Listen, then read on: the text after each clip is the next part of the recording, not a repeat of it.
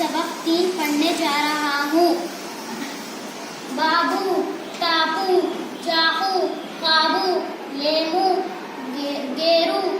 बालू, बोलो, बोलो, सोचो,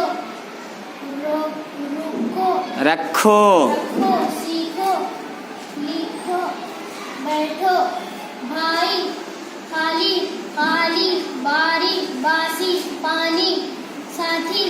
हाथी, शादी, राजी, काजी, बाली,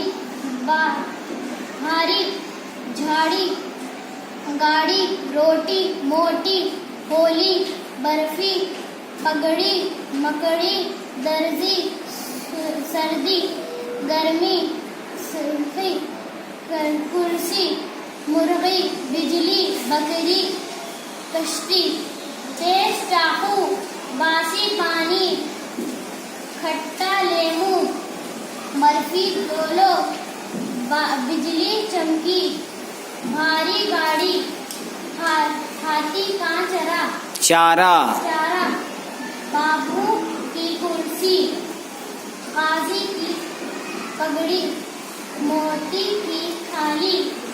भाई राजी हो गया, कश्ती में जल्दी बैठो, देखो दर्जी कपड़े सीता है, गंगा जमुना से बड़ी है।